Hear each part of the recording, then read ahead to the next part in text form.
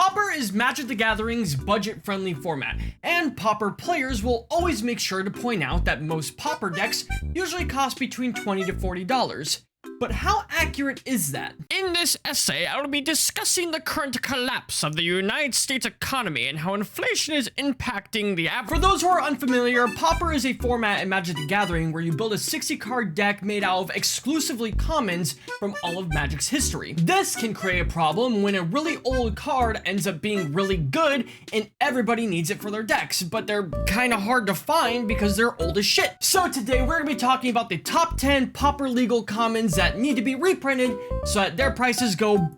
Well, it's actually like a top 11 cards, but whatever. The reason why I'm making this video in the first place is because I just got done brewing a new Teamer Dragons list. Now, the main 60 card deck itself is only $17, which is great, but the sideboard has 10 cards in it that together are $50. Bruh. And my ass don't got $50 right now because I just went to Walmart and bought these, and no shit, this box of Cheerios was $7. I don't know why. So let's go ahead and start off the video with what I'm calling the 7 seriously $7 Sally's, Stacy's, Stevens, Sephiroth. Kicking off this list is going to be Snuff Out, a 4-mana black and 3 colorless instant. If you control a swamp, you may pay 4 life rather than pay Snuff Out's mana cost. Destroy target non-black creature. It cannot be regenerated. This card is just a free removal spell. A lot of people forget that your life total is also a resource in Magic the Gathering. This is a card that's in the sideboard of pretty much every single black deck, and it was originally printed in Marcadian Masks. Now, interestingly enough, this card has been reprinted twice, and its reprints are actually more expensive than the original. The reprint of Snuff Out was in a dual deck, Garruk versus Liliana, and that version of the card is $18. The reason is because nobody buys dual decks, so this updated version with Liliana on it is pretty rare. Next up on the list is Chain Lightning, a 1 red mana sorcery that says Chain Lightning deals 3 damage to any target. Then that player or that permanent's controller may pay 2 red. If the player does, they may copy this spell and may choose a new target for that copy. So when you cast Chain Lightning targeting your opponent's creature and dealing 3 damage to it, if the opponent pays 2 red mana, they can then do it back to you. And to preemptively answer your question, yes, this card can technically go forever as long as you and your opponent both have the red mana to make it go forever. Chain Lightning was originally printed in Legends and has 3 reprintings. The Legends version of Chain Lightning is $16. Next up on the list, we have Spellstar Sprite and Snap. Both of these cards are pretty popular in Pauper. In fact, they're staples for the Mono Blue Fairies deck list. The price from both of these come from the fact that they're just really old, and only Snap has had a single reprint, and that was again in a dual deck. Now, in order to force you to watch more of my videos, instead of explaining to you what these 2 cards do,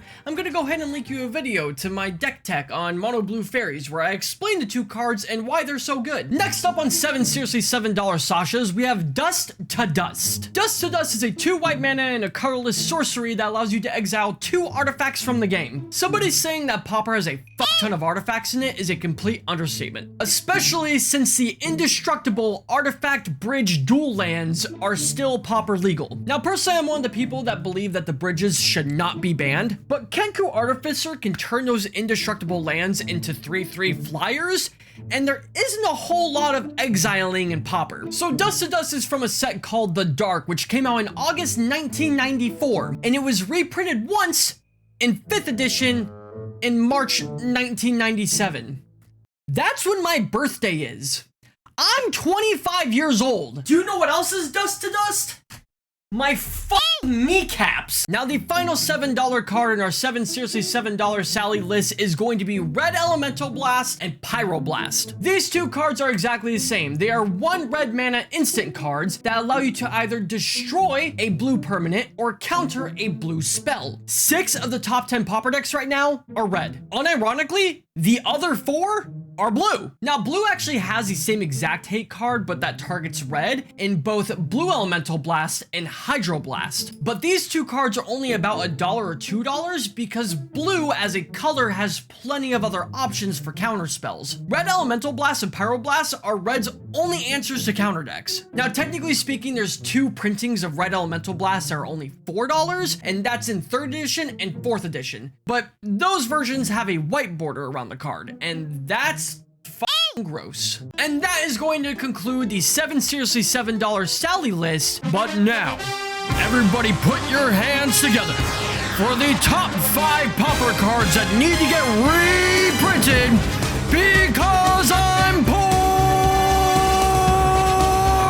So the last 5 cards on this list are all cards that are above $7. And to kick off this list on number 5 is Relic of Progenitus, which is $7.50.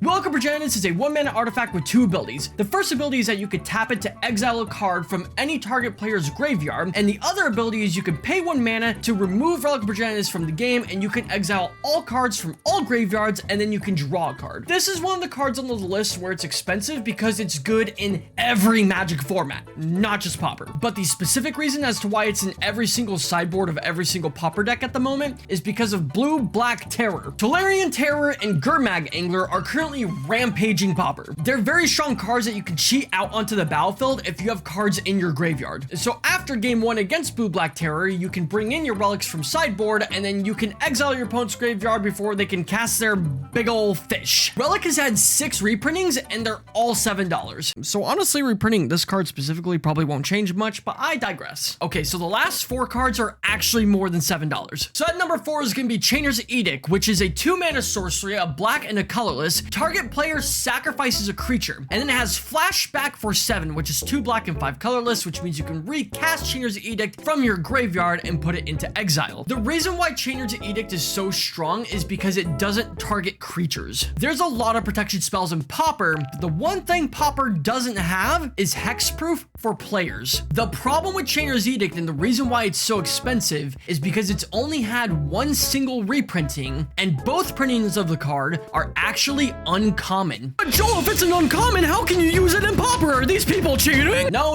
People are not cheating because they're using an uncommon in Pauper. Chainer's Edict was turned into a common on Magic the Gathering Online. This card's never been printed in common, but Wizards of the Coast made it a common. So even though it's far from being the most expensive card on this list, it's definitely the most deserving of a reprint because we don't even have a paper version that reflects the rarity that it is. Number 3 on this list is Utopia Sprawl, and why is this a common? Who made this a common? This is a single green mana enchantment that allows you to enchant a forest, and when it enters the battlefield, you choose a color. And then when you tap that forest for 1 mana, it will also add 1 mana of the color that you chose with Utopia Sprawl. To go a little bit more in depth, Utopia Sprawl doesn't just work for basic forest. If you have any land, including dual lands or tri-lands, if it says forest on it, you can attach your Utopia Sprawl to it, allowing that land to tap for 2 mana at a time. This card's only been reprinted 3 times and it's $9, and we need more copies of it so they can stop being $9. Number 2 on the list is Tangle, which is a 2 mana instant, a green and a colorless. Prevent all combat damage that will be dealt this turn.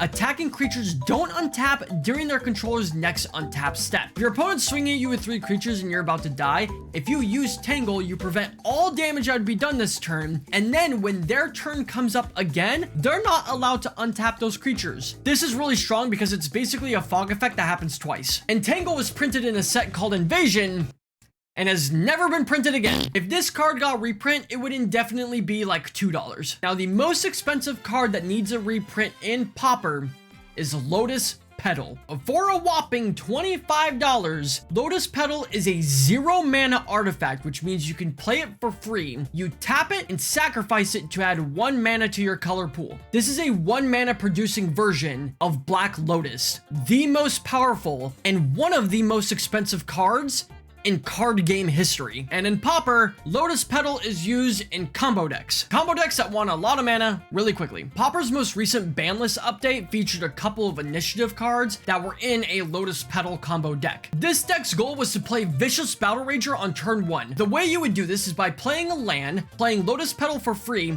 sacrificing Lotus Petal for 1 black mana, using that black mana to cast Dark Ritual, which adds 3 black mana to your mana pool, tapping that land, and then playing Vicious Battle Rager. This was extremely strong, and Vicious Battle Rager alongside a couple other cards that have initiative on it were banned, but Lotus Petal was not. In fact, there was actually a huge debate that a lot of people preferred that the enablers of the deck were banned and not the initiative cards themselves. On the other side of that coin, if you were to ban all the enablers, then you basically cut out combo from Pauper. And combo is an archetype, and when you start banning archetypes from a format, it becomes very linear. Every deck ends up becoming exactly the same, and it sucks. Lotus Petal has ever properly been reprinted, and by that, I mean it's been reprinted 3 times in like special expensive versions. With that being said, even though Lotus Petal is probably the most deserving of being reprinted, it's the least likely to ever get reprinted. But that doesn't mean it shouldn't be, and that will conclude the top 11 cards in Pauper that need to be reprinted. Now, commons are not the only cards that get reprinted in Magic the Gathering, and there's actually a lot of talk of when a card does get reprinted, if it should be downshifted in rarity. So let me know down in the comments below about what cards in the past need to be reprinted that are either uncommon or rare and should be downshifted to common. What would you like to see come to the Pauper format? My name is Paper Pauper Player. I want to thank you guys so much for watching this video today. If you're interested in more content, press the subscribe button down below, and I will see you in the next one.